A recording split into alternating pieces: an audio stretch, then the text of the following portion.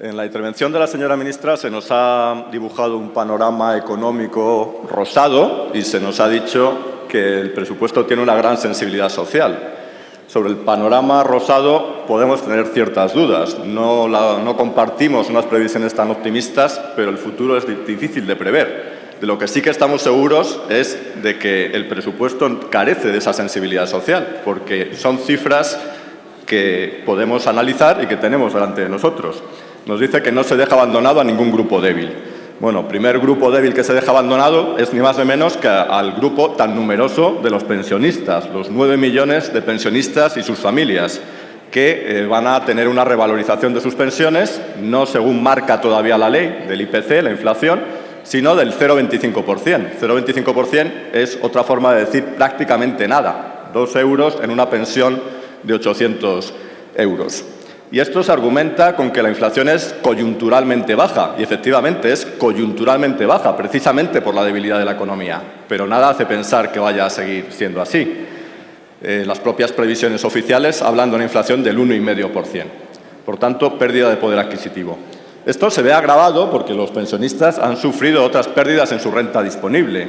Ha habido subidas en la electricidad, por ejemplo, en los medicamentos, que son componentes del IPC que les afectan especialmente, y ha habido en el pasado subidas impositivas fuertes en el IVA, que se ha triplicado, y eso evidentemente perjudica su renta disponible y va más allá de lo que aparenta el IPC.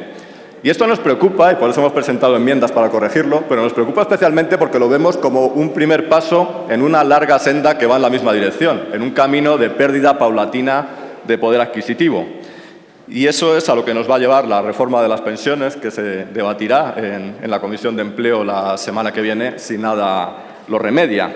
Y queremos recordar una vez más que estamos hablando de un grupo, insisto, de 9 millones de personas y sus familias, con unas pensiones a menudo modestas, que han generado unos derechos cotizando y que esos ingresos se han dedicado a pagar pensiones, pero eso no exime de que los derechos se hayan generado y tengan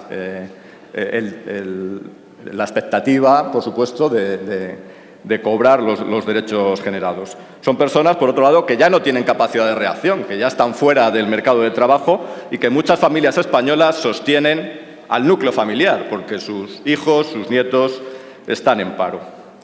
Nos preocupa también en el presupuesto de la Seguridad Social la previsión de ingresos.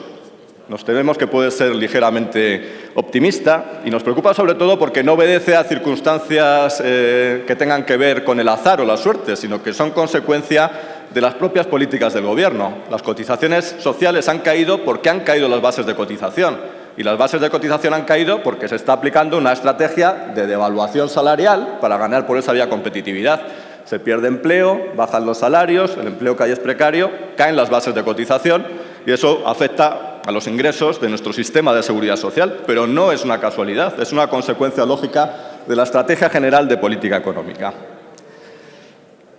La ley de dependencia continúa infradotada y se van posponiendo la entrada en vigor de medidas que beneficiarían también a personas mayores, en este caso en situación especialmente precaria, otro grupo débil al que se le deja, no diría totalmente abandonado a su suerte, pero se le deja maltratado en comparación con sus necesidades.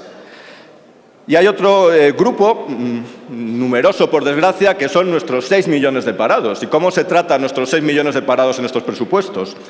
Pues si comparamos presupuesto sobre presupuesto anterior, nos podrían decir que hay una subida del 10%, pero como hubo una ampliación de crédito de 4.000 millones, en realidad la dotación para prestaciones y subsidios cae un 5%. Y esto hace pensar que continuaremos con el proceso de descenso de la tasa de cobertura de los parados. Estamos en un país que tiene casi 3 millones de parados sin prestaciones y subsidios, sin cobertura. No sé cómo la ministra puede decir que nadie ha sido en la crisis abandonado a su suerte. Estas personas han sido, en este caso sí me atrevo a decirlo, abandonadas a su suerte. Son parados que han agotado las prestaciones y sin ningún tipo de cobertura.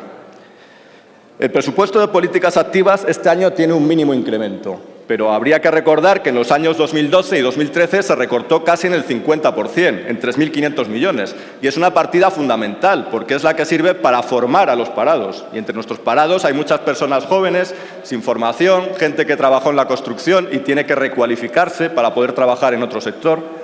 Les dijimos en los dos presupuestos anteriores que esto era un grave error. ¿Se corrige este error? No, hay una pequeña subida que además es más en bonificaciones que en lo que debería ser, formación e inserción de los parados.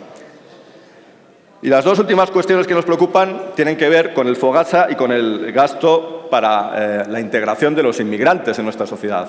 El FOGASA es un organismo un tanto desconocido, pero que juega una función importante, que los trabajadores de empresas quebradas puedan cobrar sus salarios pendientes. Sigue con falta de medios, con una acumulación enorme de expedientes y la política por la que se está optando es de externalización de estos servicios. El tema de la integración de los inmigrantes requeriría una intervención monográfica y mucho más larga. Somos un país que recibió 4 millones de inmigrantes en muy poco tiempo y hemos olvidado la necesidad de integrarlos en nuestra sociedad precisamente cuando es posible, cuando su llegada todavía es reciente. Por suerte, el civismo de nuestros conciudadanos ha hecho que con tanto paro, con tanta crisis, no haya habido casos de violencia, de xenofobia, pero con estos presupuestos el Gobierno tendría la oportunidad de echar una mano a ese civismo y no dejar toda la tarea, como en tantos campos, únicamente en el esfuerzo de cada uno de nuestros conciudadanos.